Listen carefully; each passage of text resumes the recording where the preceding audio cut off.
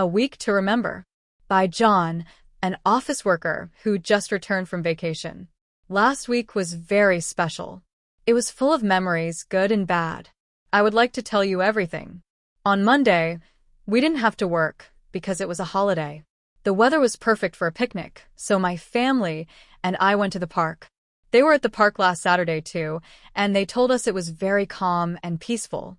The children were excited about the trip, especially my niece, Emma.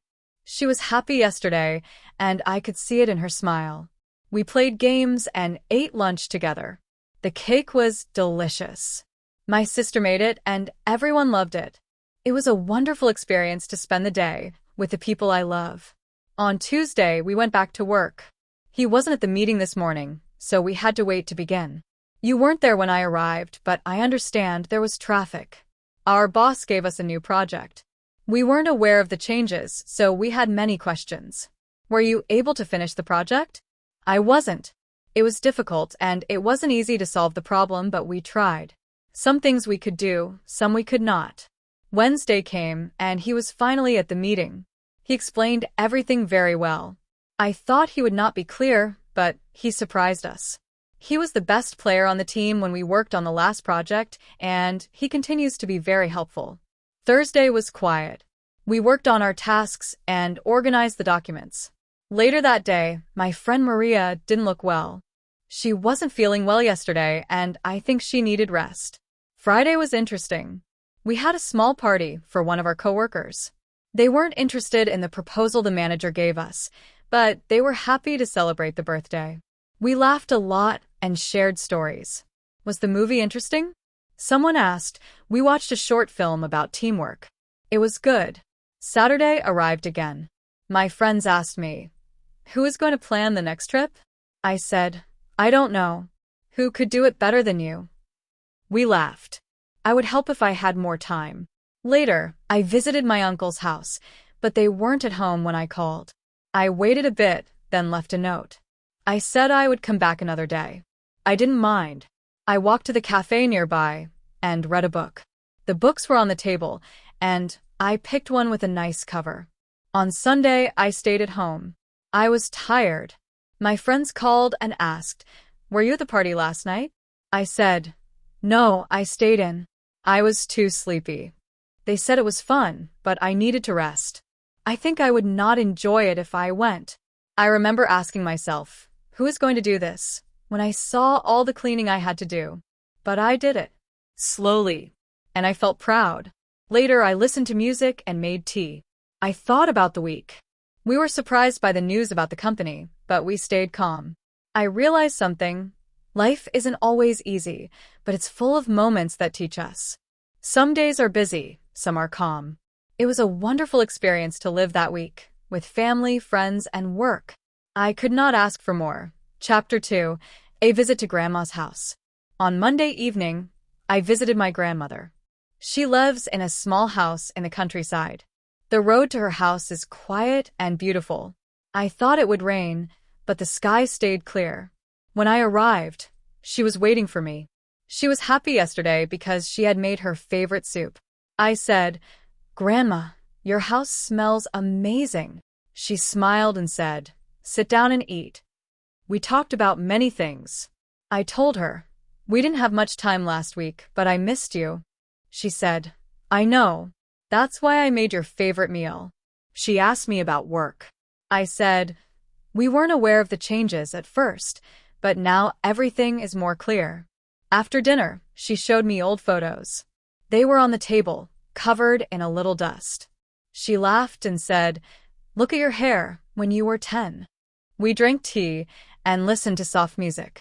It was peaceful. I didn't want to leave, but I had to go home. Before I left, she asked, "Who is going to visit me next weekend?" I smiled and said, "I would come again if I can." She waved goodbye. I drove home thinking, family is everything. Chapter 3. The Unexpected Surprise.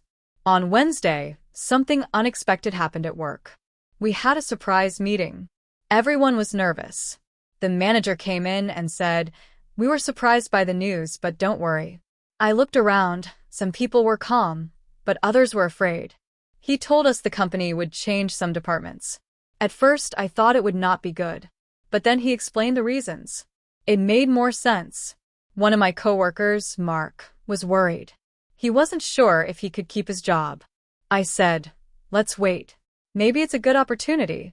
Later that day, the manager spoke to Mark and said, "You're one of the best on the team. You'll stay." He was the best player on the team, and he deserved it. Were they happy with the results? Some were, and some weren't. They weren't interested in the proposal at first, but after more explanation, they agreed. That night, I went home feeling tired but hopeful. I thought about everything. It wasn't easy to solve the problem, but we worked together. My friend Anna called me and asked, "Were you at the party last night?" I said, "No, I was working late." She said the party was fun. The weather was perfect for a picnic, she said. I laughed and told her, "Next time I'll join." Before sleeping, I remembered something important. Change is part of life. You could fight it or you could learn from it. I decided to learn. Chapter 4, A Rainy Friday. Friday started with gray clouds. I looked out the window while drinking my coffee and knew it would be a long day. Rain began to fall just as I left home. I forgot my umbrella, of course. At the office, people were quiet. Some worked, some stared at their screens thinking. I asked Lisa, "Are you okay?" She nodded and said, "Just tired." I understood. The whole week had been stressful. Around noon, the power went out. Computers stopped, lights turned off, and everyone froze for a moment. Someone joked, "Maybe we can go home early," but the manager quickly said, "No chance." Without computers, we had to organize papers and clean the office. Surprisingly, it felt good to do something different. We talked, laughed, and shared stories as we worked. By 3 p.m., the lights came back. No one cheered, but we all smiled. After finishing my tasks, I sat near the window. The rain had stopped, and the sky looked brighter. Before I left, I checked my messages. My friend wrote, "Movie night at my place?" I was tired, but I replied, "Sure, I'll bring popcorn." Sometimes, it's nice to end the week with a friend and a good film. Chapter 5, The Sunday Morning Walk. Sunday mornings are my favorite. No alarm. No rush. Just silence and sunlight coming through the window. I got up slowly, made some tea, and went for a walk in the park near my house.